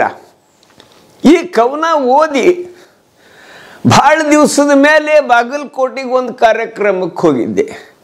ಅಲ್ಲಿ ಸಂಯುಕ್ತ ಕರ್ನಾಟಕದ ಸಂಪಾದಕರೊಳಗೆ ಒಬ್ಬರಿದ್ದಂಥ ವಿ ನಾಯಕರು ನನ್ನನ್ನು ಸ್ವಾಗತ ಮಾಡ್ತಾ ಹೇಳಿದರು, ಬೇಂದ್ರೆ ಅವರ ಪ್ರಸಿದ್ಧ ಕವನ ಹಕ್ಕಿ ಹಾರುತ್ತಿದೆ ನೋಡಿದಿರ ಅನ್ನೋ ಕವನ ಕೇಳಿ ನಮ್ಮಲ್ಲಿ ಒಬ್ಬ ಕವಿ ಕತ್ತೆ ಹಾರುತ್ತಿದೆ ನೋಡಿದಿರ ಅನ್ನೋ ಕವನ ಬರ್ದಾನ. ಬೇಂದ್ರೆ ಅವ್ರ ಭಾಷಣ ಆದಮೇಲೆ ತನ್ನ ಕವನ ಓದ್ತಾನ ಅಂತ ಹೇಳಿದರು. ನಾನು ನನ್ನ ಭಾಷಣದೊಳಗೆ ಹೇಳಿದೆ, ಕವಿ ಏನೇನು ನೋಡ್ತಾನೆ, ಏನೇನು ಅನುಭವಿಸ್ತಾನೆ, ಅದನ್ನು ತನ್ನ ಕಾವ್ಯದ ಮಾಧ್ಯಮದಿಂದ ಅಭಿವ್ಯಕ್ತ ಮಾಡ್ತಾನಂತ. ಇಲ್ಲಿ ಒಬ್ಬ ಕವಿ ನನ್ನ ಕವಿತಾ ಕೇಳಿ ಕತ್ತೆ ಹಾರುತ್ತಿದೆ ನೋಡಿದಿರ ಅನ್ನೋದನ್ನು ಬರ್ದಾನ. ಬರ್ರಿ, ಯಾಕಂದ್ರೆ ನಾನು ಹಕ್ಕಿ ಹಾರೋದನ್ನು ನೋಡಿ ಹಕ್ಕಿ ಹಾರುತ್ತಿದೆ ನೋಡಿದಿರ ಅಂತ ಬರದೆ. ಹಿಂಗೆ ಯಾರ್ಯಾರು ಏನೇನು ನೋಡು ಹವ್ಯಾಸ ಇಟ್ಕೊಂಡಿರ್ತಾರೆ, ಅದಕ್ಕೆ ತಕ್ಕ ಕವನ ಬರೀತಾರ ಅಂತ ಹೇಳಿದೆ. ಅವತ್ತಿನ ದಿವಸ ಕವಿ ವೇದಿಕೆ ಹತ್ತದನ ಹರಿ ಹೋಗಿದ್ದ. ಪ್ರಸಿದ್ಧ ಕವಿತೆಗಳ ಧಾಟಿಯೊಳಗೆ ಬರೆಯೋದು ಒಂದು ಕಲೆ ಅದ. ಅಣಕವಾಡು ಕೂಡ ಕಾವ್ಯವಾಗಿರೋದು ಅವಶ್ಯ ಅದ. ಅಣಕವಾಡು ಹೆಂಗೆ ಬರಿಬೇಕು ಅನ್ನೋದಕ್ಕೆ ನಾನು ಒಂದು ಮಾದರಿ ಕವನ ಬರೆದೇನಿ, ಹೇಳ್ತೇನೆ ಕೇಳಿ. ಬೆಕ್ಕು ಹಾರುತ್ತಿದೆ ನೋಡಿದಿರ, ಬೆಕ್ಕು ಹಾರುತ್ತಿದೆ ನೋಡಿದಿರ, ಕರಿನರೆ ಬಣ್ಣದ ಮೊಸಳೆಯ ಗಂಟು, ಬಿಳಿ ಹೊಳೆ ಬಣ್ಣದ ಮೀಸೆಗಳೆಂಟು, ಹಚ್ಚನ ಬೆಚ್ಚನ ಪಚ್ಚೆಯ ಪೈರಿನ ಬಣ್ಣದ ಕಣ್ಣು ಕಿವಿ ಬದಿಗುಂಟು, ಬೆಕ್ಕು ಹಾರುತ್ತಿದೆ ನೋಡಿದಿರ, ಬೆಕ್ಕು ಹಾರುತ್ತಿದೆ ನೋಡಿದಿರ. ಇಲಿಗಳು ಬೆಳ್ಳಗೆ ಇದ್ದರೂ ಬಿಡದು, ಬೆಳ್ಳಗೆ ಇದ್ದುದನ್ನು ಕುಡಿದು ಕುಡಿದು ನೋಡಿ ಚಂದ್ರನನ್ನು ಬೆಣ್ಣೆದೆಂದು, ಮುಗಿಲಿನಂಗಳಕ್ಕೆ ಸಿಟ್ಟನೆ ಸಿಡಿದು ಬೆಕ್ಕು ಹಾರುತ್ತಿದೆ ನೋಡಿದಿರ, ಬೆಕ್ಕು ಹಾರುತ್ತಿದೆ ನೋಡಿದಿರ. ಹಾಲಿನ ಗಡಿಗೆಯ ತಳವನ್ನು ಒರೆಸಿ ಮೊಸರಿನ ಮಡಿಕೆಯ ಮುಚ್ಚಳ ಸರಿಸಿ, ಹೊರಳಿಸಿ ಉರುಳಿಸಿ ಭಾಂಡಗಳ ಬಿಸಿ ಹಾಲಿಗೆ ತುಸು ಮಜ್ಜಿಗೆ ಬೆರೆಸಿ, ಬೆಕ್ಕು ಹಾರುತ್ತಿದೆ ನೋಡಿದಿರ, ಬೆಕ್ಕು ಹಾರುತ್ತಿದೆ ನೋಡಿದ್ದೀರಾ? ಸರ್, ಹಕ್ಕಿ ಹಾರುತ್ತಿದೆ ನೋಡಿದ್ದೀರಾ? ಇದು ಬೇಂದ್ರೆಯವರೇ ಬರೆದದ್ದು, ಬೆಕ್ಕು ಹಾರುತ್ತಿದೆ, ಅಣಕವಾಡು. ಹೌದು. ಒಬ್ಬ ಅದ್ರಲ್ಲಿ ಪ್ರಾಸ, ಛಂದಸ್ಸು, ಲಯ ಎಲ್ಲವೂ ಇದೆ. ಹೌದು. ಸೊ ಅಣಕವಾಡು ಕೂಡ ಕಾವ್ಯ ಆಗಿರೋದು ಅವಶ್ಯ ಅನ್ನೋರು. ಹೌದು, ಅದಕ್ಕೆ ಹೇಳಿದ್ದದು ಕಾವ್ಯವಾಗಿರೋದು ಅವಶ್ಯವಾಗಿದೆ ಅಂತ ಹೇಳಿದ್ದು. ಯಾಕಂದ್ರೆ ಇದಕ್ಕೆ ಎಷ್ಟು ಒಳ್ಳೆ ಲಯ, ಎಷ್ಟು ಒಳ್ಳೆ ಪ್ರಾಸ ಇದೆ ಅದರಲ್ಲಿ. ಹೌದು, ಬೇಂದ್ರೆ ಅವರೇ ಬರೆದಿದ್ದು. ಅವರೇ ತೋರಿಸಿದ್ರು ಅದನ್ನ ಹೆಂಗ ಅಂತ ತಿಳ್ಕೊಂಡು. ಹಕ್ಕಿ ಹಾರುತ್ತದೆ ನೋಡಿದ್ರೆ ಅಣಕವಾಡು ಬರೀಬೇಕಂದ್ರೆ ಹೆಂಗೆ ಬರೀಬೇಕು, ಅದು ಕಾವ್ಯವಾಗಿರೋದು ಅವಶ್ಯದ ಅನ್ನೋದನ್ನ ಮಾಡಿ ಬರೆದು ತೋರಿಸಿದ್ರು ಅವರು. ಅವ್ರ ಧ್ವನಿ ಹೀಗಿತ್ತು. ಹೌದು, ನಾ ಏನು ಮಾತಾಡಿ ತೋರಿಸಿದ ಹಂಗಿತ್ತು. ಅಂದ್ರೆ ನೀವು ಅವ್ರ ಒಡನಾಟದಲ್ಲಿ ಇದ್ದದಕ್ಕೆ ಗ್ರಹಿಸಿದ್ದೀರಿ. ಹೌದು, ಮೊದಲಿಂದ ಅವ್ರ ಧ್ವನಿಯನ್ನು ನಾನು, ಯಾಕಂದ್ರೆ ನಾನು ಬೇಂದ್ರೆ ಅವ್ರ ಮನೆ ಎದುರುಗಡೆ ಒಂದು ಗ್ರೌಂಡ್ ಇತ್ತು. ಖಾಲಿ ಜಾಗ ಇದೆಯಲ್ಲ, ಖಾಲಿ ಜಾಗ ಇದೆಯಲ್ಲ, ಅದು ಇನ್ನೂ ದೊಡ್ಡ ಗ್ರೌಂಡ್ ಇತ್ತು. ಅತ್ಲ ಕೆರೆ ಇತ್ತು, ಆ ಕಡೆ ಏನೂ ಇದ್ದಿದ್ದಿಲ್ಲ. ಅವಾಗ ನಾವು ಮೊದ್ಲು ಸಣ್ಣವರಿದ್ದಾಗ ಕ್ರಿಕೆಟ್ ಆಡ್ತಾ ಇದ್ವಿ. ಬೇಂದ್ರೆ ಅವರ ಕವನ ಓದ್ತಾ ತಿರುಗಾಡ್ತಿದ್ರು ಮನೆ ಮುಂದೆ. ಅವಾಗ ನಂದು ಅಂದ್ರೆ ಮಾತಾಡ್ತಿದ್ರು, ನಾನು ಜೋಡಿ ಮಾತಾಡ್ತಿದ್ರು. ಏನು ಮಾರಾಯ ನೀ ಬರೀ ಯಾವಾಗಲೂ ಕ್ರಿಕೆಟ್ ಆಡ್ಕೋತ ನಿಂತಿರ್ತೀವಿ, ಅಭ್ಯಾಸ ಯಾವಾಗ ಮಾಡ್ತೀನಿ ನೀನು, ಹೋಗು ಅಭ್ಯಾಸ ಮಾಡು ಸ್ವಲ್ಪ ಅಂತ ಬೈತಿದ್ರು. ನನಗೆ ಕರ್ಕೊಂಡು ಹೋಗ್ತಿದ್ರು. ಆಮೇಲೆ ಮೊದಲೇ ಸರ್ತೆ ನನ್ನ ಬೆಟ್ಟ ಅದ, ನೀ ಯಾರು ಅಂದರು. ನಾನು ಇಲ್ಲಿ ಸಾಧನಕೆರೆ ದೇಶಪಾಂಡೆ, ಮುತ್ಲಾರಿ ದೇಶಪಾಂಡೆ ಅಂತಿದ್ದಾರಲ್ಲ ಅವ್ರ ಮೊಮ್ಮಗ, ಗುರ್ರಾಯರ ಮೊಮ್ಮಗ ಏನು? ಹೌದ್ರಿ, ಬಾ ಒಳಗೆ ಅಂತ ಬಗಲ ಕೈಯಾಗ ಕರ್ಕೊಂಡು ಹೋಗ್ತಿದ್ರು. ಒಳಗೆ ಅವ್ರನ್ಯಾಗ ಹೋಗಿ ಕೂತಿದ್ದೆ. ನನಗೇನೋ ಒಟ್ಟು ಅವ್ರು ಖಾಲಿ ಅಂದ್ರೆ ಅವ್ರು ನೋಡ್ಕೋತ ನಿಂದ್ರೆ ಅವ್ರ ಕವನ ಓದೋದು, ಹಾವಭಾವಗಳು, ಅವ್ರ ಧ್ವನಿ. ಆಮೇಲೆ ಅವ್ರು ಬಂದವ್ರನ್ನೆಲ್ಲ ಮಾತಾಡ್ತಿದ್ರು. ಮನೆಗೆ ಭಿಕ್ಷುಕರು ಹೊಂಟ್ರಂದ್ರೆ ಕರಿತಿದ್ರು, ಬರ್ರಿ ಅಂತ. ಭಿಕ್ಷುಕರನ್ನ? ಹೌದು, ಭಿಕ್ಷುಕರನ್ನ ಕರಿತಿದ್ರು, ಕರೆದು ಅವ್ರ ಜೊತೆ ಮಾತಾಡ್ತಿದ್ರು. ಆಮೇಲೆ ಯಾರೋ ಕೆಲಸದವ್ರು ಹೊಂಟ್ರು, ಯಾರೋ ಕೂಳು ಮಾರೋರು ಹೊಂಟ್ರು, ಯಾರೋ ಕಟ್ಟಿಗೆ ತೊಗೊಂಡು ಮಾರಲಿ, ಎಲ್ಲರನ್ನೂ ಕರೆದು ಕೂಡಿಸಿ ಅವ್ರನ್ನ ಮಾತಾಡಿಸಿ ಅವ್ರ ಸುಖದುಗ್ಗ ಕೇಳಿ, ನಿಮ್ಮ ಮನೆಗೆ ಎಷ್ಟು ಮಂದಿರಿ, ಏನು ಮಾಡ್ತೀರಿ, ಹೆಂಗೆ ಮಾಡ್ತೀರಿ ಅಂತ ತಿಳ್ಕೊಂಡು ಅನುಭವ ಎಲ್ಲರನ್ನೂ ಮಾತಾಡ್ಸ್ತಿದ್ವಿ. ಹಾವಾಡಿಗೆ ಬರಲಿ, ಎಲ್ಲರೂ ಬರಲಿ, ಎಲ್ಲರನ್ನೂ ಕರ್ಕೊಂಬಂದು ಮಾತಾಡಿಸಿ ಅಲ್ಲಿ ಕಟ್ಟಿ ಮಾತಾಡಿಸಿ ಭಿಕ್ಷುಕರು ಅವ್ರು ಬಂದರೆ ಅವ್ರು ದುಡ್ಡು ಕೊಟ್ಟು ಕಳಿಸ್ತಿದ್ರು. ಹಾಗೆ ಯಾರಿಗೂ ಕಳಿಸ್ತಿದ್ದಿಲ್ಲ ಅವರು. ತಗೋ ನಿಂದಿಷ್ಟು ಟೈಮ್ ಇದನ್ನು ಮಾಡೀನಿ ತಗೋ ಅಂತ ಕೊಟ್ಟು ಕಳಿಸ್ತಿದ್ರು. ಅದೊಂದು ಭಾಳ ಇತ್ತು ಅವ್ರಿಗೆ ಕೊಡೋದು. ಹೀಗಾಗಿ ನನಗೆ ಅವ್ರು ಒಡನಾಟ ಬಂತು. ನಾ ಸಣ್ಣವಿದ್ದಾಗ ಭಾಳ ಹೋಗ್ತಿದ್ದೆ, ಅವ್ರ ಮನೆಗೆ ಹೋಗ್ತಿದ್ದೆ. ಅವರು ಲಕ್ಷ್ಮೀಬಾಯಿ ಅವರು ಮಿಸ್ಸಸ್ಸು, ಅವ್ರ ಜೊತೆಗೂ ಹೋಗ್ತಿದ್ದೆ. ಉಂಡಿ ತಿನ್ಲಿಕ್ಕೆ ಕೊಡ್ತಿದ್ರು, ತಿಂತಿದ್ದೆ ಸಣ್ಣವಿದ್ದಾಗ. ದೊಡ್ಡವಾದ್ಮೇಲೆ ಭಾಳ ದೊಡ್ಡವಾದಂಗೆ ಏನಾಗ್ತದೆ, ನಾನು ಟೈವಕಕ್ಕೆ ಸೇರ್ಕೊಂಡ್ಮೇಲೆ ನನಗೆ ಆಮೇಲೆ ಕಡಿಮೆ ಆಯ್ತು ಅವ್ರ ಮನೆ ಕಡೆ ಹೋಗೋದು. ಯಾಕಂದ್ರೆ ನಾನು ಮುಂಜಾನೆ ಸ್ನೇಹಿತರಕ್ಕೆ ಅಲ್ಲೇ ಹೋಗ್ಬಿಡ್ತಿದ್ದೆ ಟೈವಕದಲ್ಲೇ. ಮುಂಜಾನೆ 7:30 ಮನೆ ಬಿಟ್ಟನೆ ಅಂದರೆ ಸಂಜೆ 6:30 ಮನೆಗೆ ಬರ್ತಿದ್ದೆ ವಾಚ್ ಕಂಪ್ನಿಯಲ್ಲಿ ಟೈವಕ್ ಟೂಲ್ ಆ್ಯಂಡ್ ಟೈಮ್ ಕೋರ್ಸ್ ಮಾಡ್ಬೇಕಾದ್ರೆ. ಆಮೇಲೆ ಸ್ವಲ್ಪ ಕಡಿಮೆ ಆಗ್ತಾ ಹೋಯ್ತು. ಯಾವಾಗಾರೆ ಬೆಟ್ಟಾಗಿ ಮಾತಾಡ್ತಿದ್ರು ಅಷ್ಟೇ. ಆಮೇಲೆ ಅವ್ರ ಮುಂದೆ ನಾನು ಅವ್ರದ್ದೇ ನಾಟಕ ಮಾಡಿದ್ವಿ, ಒಂದು ಜಾತ್ರೆ ಅಂತ ಹೇಳಿ. ಜಾತ್ರೆ ನಾಟಕವನ್ನು ಅವರು ಮನೆಯಲ್ಲಿ ಅವ್ರು ಹುಟ್ಟಿದ ಹಬ್ಬವನ್ನು ಮಾಡಿದಾಗ ಎಲ್ಲ ಕಡೆ ಲೈಟ್ ಗೀಟ್ ಹಾಕಿದ್ರು, ಎಲ್ಲ ಕಡೆ ಅವರು ಕಾರ್ಯಕ್ರಮ ಮಾಡ್ತಾಯಿದ್ರು. ಆವಾಗ ಮನೆಯಲ್ಲಿ ಸಂಗೀತಕಾರ ಎಲ್ಲ ಬರ್ತಿದ್ವಿ, ಸಂಗೀತ ಕಟ್ಟಿ ಬರ್ತಿದ್ಲು. ಆಮೇಲೆ ರಗಡಷ್ಟು ಮಂದಿ, ಚಲೋ ಮಂದಿ ಅವರೆಲ್ಲ ಬಂದು ಹಾಡು ಹಾಡ್ತಿದ್ರು. ಅಲ್ಲಿ ಬೇಂದ್ರೆ ಅವ್ರ ಹಾಡುಗಳನ್ನೇ ಹಾಡ್ತಿದ್ರು, ನಾಟಕ ಆಗ್ತಿತ್ತು, ಎಲ್ಲ ಕಾರ್ಯಕ್ರಮವೂ ಆಗ್ತಿದ್ವು ಅಲ್ಲಿ ಅವ್ರ ಮನೆಯಲ್ಲಿ. ಅವಾಗ ನಾವು ಜಾತ್ರೆ ನಾಟಕ ಮಾಡಿದ್ವಿ. ವಾವ್, ಬೇಂದ್ರೆ ಅವ್ರು ಎದುರಿಗೇನೆ ಮಾಡಿ ತೋರಿಸಿದ್ವಿ. ಶಬಾಶಿ ತಗೊಂಡಿದ್ದೆ, ಬಾ ಚಲೋ ಮಾಡ್ತೀನಿ ಅಂತೇಳಿ. ಅವ್ರ 100ನೇ ವರ್ಷಕ್ಕೆ ಅಂದ್ರೆ ಬೇಂದ್ರೆ ಅವರ 100ನೇ ವರ್ಷದ ಹುಟ್ಟುಹಬ್ಬ ಮಾಡಿದಾಗ ಕೆ ಶರ್ಮಾ ಅಂತ ನಮ್ಮ ಹುಬ್ಬಳ್ಳಿಯಲ್ಲಿದ್ದಾರೆ. ಅವರು ಬೇಂದ್ರೆ ಅವರ ಮಾನಸ ಪುತ್ರನ ಬೇಂದ್ರೆಯವ್ರ ಜೊತೆಗೆ ಇರ್ತಿದ್ರು. ಅವರು ವಾಮನ್ ಅವ್ರು ಕುಡಿಸೇ ಇರ್ತಿದ್ರು. ಅವರು ದೊಡ್ಡದು ಇದು ಇದೆ ಅಲ್ಲೆಲ್ಲ ಸಾಲಿಗಿಲ್ಲಿ ಮಾಡಿದ್ದಾರೆ, ಈಗ ದೊಡ್ಡದು ಇದನ್ನೇ ಇದೆ. ಅಲ್ಲಿ ಅವರು ಕಾರ್ಯಕ್ರಮ ಮಾಡಿದರು. ಆವಾಗ ಇನಾಮ್ದಾರ್ ಸರ್ ಅಂತ ಒಬ್ಬರಿದ್ರು. ಅವ್ರು ಏನಂದ್ರು, ಅನಂತ ನೀವು ನಿನ್ನ ನೋಡಿದ್ರೆ ಹಂಗೆ ಕಾಣಿಸ್ತೀನಿ ಸ್ವಲ್ಪ. ಮತ್ತು ಅವಾಗ ನಾನು ಅವ್ರು ಮಾತಾಡಿ ತೋರಿಸ್ತಿದ್ದೆ, ಬೇಂದ್ರೆ ಅವ್ರು ಹಿಂಗೆ ಮಾತಾಡ್ತಾರಂತ ಅವಾಗ ಸ್ವಲ್ಪ. ಯಾಕಂದ್ರೆ ಅಣುಕು ಕಲಾವಿದ್ರು ಕೂಡ ಆಗಿದ್ರಲ್ಲ. ಹೌದು, ಹಂಗೆ ಮಾತಾಡಿ ತೋರಿಸ್ತಿದ್ದೆ. ತೋರಿಸೋ ಹೊತ್ನಾಗ ಅವ್ರಂದ್ರು, ನೀನು ಒಂದು ಸ್ಕ್ರಿಪ್ಟ್ ಬರಿತೇನೆ, ನಿಮ್ಮ ಮಕ್ಕಳನ್ನ ಕರ್ಕೊಂಡು ಬೇಂದ್ರೆ ಮಾಡು ಅಂತ. ಅವರು ಅಮ್ಮನ ಜೊತೆಗೆ ಹೋಗಿ ಮಾತಾಡಿ ಆ ಸ್ಕ್ರಿಪ್ಟ್ ಎಲ್ಲ ತೋರಿಸಿ ಎಸ್ ಅಂದರು. ಅವ್ರು ಸಾಲಿ ಹುಡುಗರನ್ನ ತೊಗೊಂಡು ಅವ್ರ ಜೊತೆ ನಾ ಪ್ರಾಕ್ಟೀಸ್ ಮಾಡಿ ಅವ್ರು 100ನೇ ವರ್ಷಕ್ಕೆ ಫಸ್ಟ್ ಟೈಮ್ ನಮ್ಮ ಗಜಾನನ ಮಹಲ್ಯ ಮೇಕಪ್ ಮಾಡಿದ. ಅವಾಗೆಲ್ಲ ಕೂದಲಿದ್ದಿದ್ದಿಲ್ಲ, ಅವೆಲ್ಲ ಕೂದಲ. ಅವಾಗೆಲ್ಲ ವಿಗ್ ಹಾಕಿ ಕೂದಲಾಗೆಲ್ಲ ಮಾಡಿ ಚಸ್ಮಾ ತೊಗೊಂಡು ಎಲ್ಲ ಮಾಡಿ ಮಾಡಿದಾಗ ನನಗೆ ನಾನು ವಿಚಿತ್ರ ಅನಿಸ್ಬಿಡ್ತು. ನಾ ಬೇಂದ್ರೆ ಕಣ್ಣಂಗೆ ಕಾಣಿಸ್ಲಿಕ್ಕತ್ತೇನ ಅಂತ. ಅವಾಗ ಸಣ್ಣವಿದ್ದಾಗ ಹಂಗೆ ಕಾಣಿಸ್ತಿದ್ರು ಅವರು. ಹಂಗೆ ಕಾಣಿಸ್ಲಿಕ್ಕತ್ತಿಲ್ಲ ಅಂತ ತಿಳ್ಕೊಂಡು ಬಂದು ಮಾತಾಡಿದ್ದು ನಾನು. ಅವಾಗ ಏನಾಗಿತ್ತು ಅಂದ್ರೆ 2 ಗಂಟೆ ಆಗಿತ್ತು ಸುಮಾರು. ಎಲ್ಲರೂ ಅತ್ಲಾಗಿತ್ಲಾಗ ಊಟಕ್ಕೆ ಹೋಗಿದ್ರು, ಊಟಕ್ಕೆ ಕೂತಿದ್ರು. ಊಟದ ಟೈಮ್ ಅದು. ಮಕ್ಕಳನ್ನ ಕರ್ಕೊಂಬಂದೆ. ಸ್ವಲ್ಪ ಮಂದಿ ಇದ್ರು ಸ್ಟೇಜ್ ಮೇಲೆ, ಸ್ವಲ್ಪ ಭಾಳ ಮಂದಿ, ಭಾಳ ಕಡಿಮೆ ಇತ್ತು ಮಂದಿ. ನಾನು ಒಂದು ರೌಂಡ್ ಹಂಗೆ ಪಾರ್ಕ್ನಾಗ ಹಿಂಗೆ ಪಾರ್ಕ್ ಇತ್ತಲ್ಲ, ಅಂದರೆ ಇದು ಇತ್ತು, ಗಿಡ ಹಚ್ಚಿದ್ರು, ಊಟಕ್ಕೆ ಕೂತ್ಕೊಂಡ್ರು ಜನ. ನಾ ಹಿಂಗೆ ಒಂದು ರೌಂಡು ಆ ಛತ್ರಿ ಹಿಡ್ಕೊಂಡು ಹಿಂಗೆ ಬಂದ್ಕೊಂಡು ಎಲ್ಲರೂ ನನ್ನ ನೋಡೋರು. ಆಶ್ಚರ್ಯ ಆಯ್ತು ಎಲ್ಲರಿಗೂ. ಆಮೇಲೆ ನಾ ಬಂದು ಸ್ಟೇಜ್ ಮೇಲೆ ಮಾತಾಡ್ಲಿಕ್ಕೆ ಎಲ್ಲ ಜನ ಅಲ್ಲಿ ಬಂದುಬಿಟ್ರು ನೋಡ್ರಿ, ಅಷ್ಟರು ಹಂಗಿದ್ದಂಗೆ ಬಂದರು. ಸಾಧಾರಣ ಒಂದು 600-700 ಜನ ಆಗಿದ್ದು ಕಾಣಿಸ್ತವೆ ಅಲ್ಲಿ. ನಾ ಬಂದಾಗ ಮಕ್ಕಳನ್ನ ಕರ್ಕೊಂಡು ಮಕ್ಕಳ ಪ್ರಶ್ನೆ ಕೇಳೋದು, ನಾವು ಉತ್ತರ ಹೇಳೋದು. ಹಿಂಗೆ ಆ ಕಾರ್ಯಕ್ರಮ ಮಾಡಿದೆ ಫಸ್ಟು. ವಾಮನ್ ಬೇಂದ್ರೆ ಅವ್ರು ಭಾಳ ಮೆಚ್ಚಿಕೊಂಡ್ರೆ ಕಾರ್ಯಕ್ರಮ. ಆಮೇಲೆ ಶರ್ಮಾ ಅವರು ಅವರು ಸಹಿತ ನನಗೆ ಭಾಳಷ್ಟು ಪ್ರೋತ್ಸಾಹನ ಕೊಟ್ಟಾರ, ಮಾಡೋಣ ಅಂತ ಮಾಡೋ ಚಲೋ ಡುಬ್ಬ ಚಪ್ಪರಿಸ್ತಾರೆ. ಅವ್ರದ್ದು ಇವ್ರದ್ದು ವಾಮನ್ ಅಂತೂ ಭಾಳ ಇತ್ತು ನನಗೆ. ಅದಾದ್ಮೇಲೆ ಹಿಂಗೆ ಬೇಂದ್ರೆ ಮಾಡ್ಬೇಕಾರೆ ಡಾಕ್ಟರ್ ಶಶಿಧರ್ ನರೇಂದ್ರ ಅಂತ ಆಕಾಶವಾಣಿ ಉದ್ಘೋಷಕರು ಅವರು ಅಂಬಿಕಾತನಯ ದತ್ತ ಅಂತ ಒಂದು ಇದನ್ನು ಬರೆದ್ರು, ರೂಪಕ ಬರೆದ್ರು. ಹಾಡು, ಡ್ಯಾನ್ಸು, ನಾಟಕ, ಬೇಂದ್ರೆಯವರ ಘಟನೆಗಳೆಲ್ಲಾನು ಬರೆದು ನನ್ನನ್ನೇ ಬೇಂದ್ರೆ ಇಟ್ಕೊಂಡು ಬೇಂದ್ರೆ ಸಣ್ಣವಿದ್ದಾಗಿಂದ ಕೊನೆ ತನಕನೂ ಅದ್ರಾಗೆಲ್ಲ ಘಟನೆಗಳನ್ನ ಹೇಳ್ಕೊತ ಹೋಗ್ತಿದ್ರು, ಅದನ್ನು ಆ್ಯಕ್ಟ್ ಮಾಡ್ಕೊತ ಹೋಗ್ತಾ ಇದ್ದೆ. ಅವ ಬರ್ದದ್ದು ಅದು ಒಂದು 5-6 ಶೋ ಮಾಡಿದ್ವಿ. ಯಾಕಂದ್ರೆ ಜನ ಭಾಳ ಇತ್ತು ಅದ್ರಾಗ, ಒಂದು 30-35 ಜನ ಇತ್ತು. ಅದ್ರ ಬೆಂಗಳೂರಿಗೆ ಒಂದು 4 ಶೋ ಮಾಡಿದ್ವಿ, ಪುಣೆಗೆ ಮಾಡಿದ್ವಿ, ಬೊಂಬೆಗೆ ಮಾಡಿದ್ವಿ, ಧಾರವಾಡದಾಗ ಒಂದು 4 ಶೋ ಮಾಡಿದ್ವಿ. ಆಮೇಲೆ ಅದು ಕಷ್ಟ ಆಯಿತು, ಯಾಕಂದ್ರೆ ಜನನೂ ಅಥವಾ ದುಡ್ಡು ಜಾಸ್ತಿ ಖರ್ಚಾಗುತ್ತಲ್ಲ, ಅದಕ್ಕೆಲ್ಲ ಎಲ್ಲರಿಗೂ ಗೊತ್ತಾಗುತ್ತಲ್ಲ. ಹೆಂಗಾಗಿ ಮಾಡಿದ್ವಿ, ಭಾಳ ಪ್ರಸಿದ್ಧ ಆಯ್ತು. ಆವಾಗ ವಾಮನ್ ಬೇಂದ್ರೆ, ಶರ್ಮಾ ಅವರು, ಧಾರವಾಡದ ಎಲ್ಲ ಚಲೋ ಮಂದಿ ನೋಡಿದ್ವಿ, ಎಲ್ಲರೂ ಅಪ್ರಿಷಿಯೇಟ್ ಮಾಡಿದರು. ಭಾಳ ಚಂದ ಆಯ್ತು, ಭಾಳ ಇದು ಆಯ್ತು, ನಾವು ಇದನ್ನ ಆಯ್ತು ಅಂತ ತಿಳ್ಕೊಂಡು ಎಲ್ಲರೂ ಮಾಡಿದ ಮೇಲೆ ಆವಾಗಿಂದ ಮುಂದೆ ನರೇಂದ್ರನ ನನಗೊಂದು ಸ್ಕ್ರಿಪ್ಟ್ ಬರೆದು ಕೊಟ್ಟ, ಅನೇಕ ವ್ಯಕ್ತಿ ಇದನ್ನು ಮಾಡುವಂತೆ, ಪ್ರದರ್ಶನ ಮಾಡು ಅಂತ ತಿಳ್ಕೊಂಡು. ಆವಾಗಿಂದ ನಾನು ಮಾಡ್ಲಿಕ್ಕೆ ಶುರು ಮಾಡಿದೆ. ಅವನು ಬರ್ತಿದ್ದ, ಅವನು ನೆರೇಷನ್ ಕೊಡ್ತಿದ್ದ, ನಾನು ಅದನ್ನು ಮಾಡ್ತಾ ಇದ್ದೆ. ನಾನು ಅವನು ಕೂಡಿಸಿನೂ ಸುಮಾರು ಒಂದು 50 ಕಾರ್ಯಕ್ರಮ ಮಾಡಿ. ಮತ್ತು ಅವನು ಒಳ್ಳೆ ನಿರ್ದೇಶಕನೂ ಹೌದು, ರೈಟರು ಹೌದು, ಶಶಿಧರ್ ನರೇಂದ್ರ ಅಂತ ಹೇಳಿ. ಅವನ ನಿರ್ದೇಶನದಾಗೂ ಒಂದು 35-40 ನಾಟಕ ಮಾಡಿರ್ಬೋದು ನಾನು ಮಾಡಿಸಿದ್ರಾಗ. ಅವನನ್ನು ಭಾಳ ಒಡನಾಟಿತ್ತು. ಇನ್ನೊಬ್ಬ ಅನಿಲ್ ದೇಸಾಯಿ ಅಂತಿದ್ದ, ಆಕಾಶವಾಣಿಯಲ್ಲೇ ಇದ್ದ, ಅವನು ತೀರ್ಕೊಂಡವನು ಪಾಪ. ಅವರು ನಾವೆಲ್ಲ ಒಳ್ಳೆ ದೋಸ್ತರು, ಒಳ್ಳೆ ಫ್ರೆಂಡ್ಸು. ಏನು ಮಾಡಿದ್ರು ಎಲ್ಲರೂ ಕುಡಿಸೇ ಮಾಡ್ತಿದ್ವಿ ಅವಾಗ. ಹಿಂಗೆ ನಂದು ಇದು ಶುರು ಆಯ್ತು. ಮುಗಿಲ ಮಾರಿಗೆ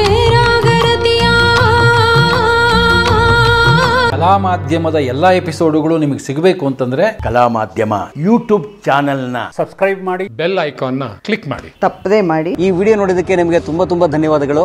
ಪುಸ್ತಕಗಳನ್ನು ಓದು ಮನಸ್ಸನ್ನು ಅರಳಿಸುತ್ತೆ, ಬುದ್ಧಿಯನ್ನು ಚುರುಕು ಮಾಡುತ್ತೆ, ಕಾಣದ ಹೊಸ ಲೋಕವನ್ನು ಪರಿಚಯಿಸುತ್ತೆ. ಹಾಗಾಗಿ ಓದುವ ಸಂಸ್ಕೃತಿ ಹೆಚ್ಚಾಗ್ಲಿ. ಧನ್ಯವಾದ.